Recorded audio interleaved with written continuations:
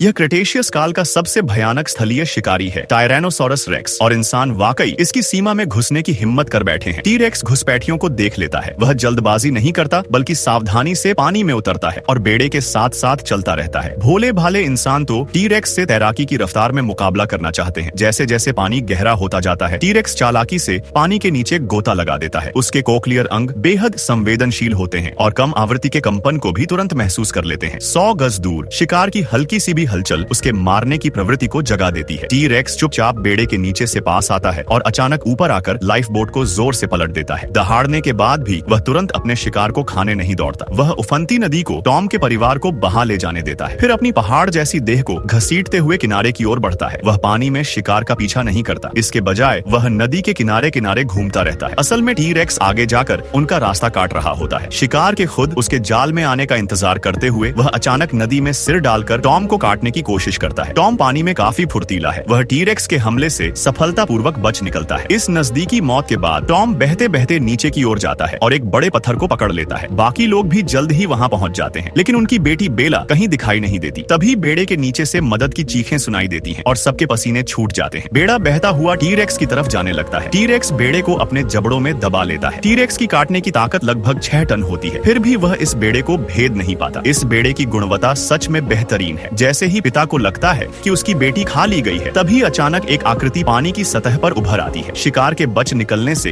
T racks और भी क्रोधित हो जाता है। अत्यधिक जोर लगाने के कारण टी रेक्स का निचला जबड़ा चट्टान की दीवार की एक दरार में फंस जाता है। उसका विशाल शरीर उस बाधा को पार नहीं कर पाता। शिकार को यूं भागते देख टी रेक्स बस कुछ बार दहाड़ सकता है, फिर वह मुड़ता है और वहां से चला जाता है।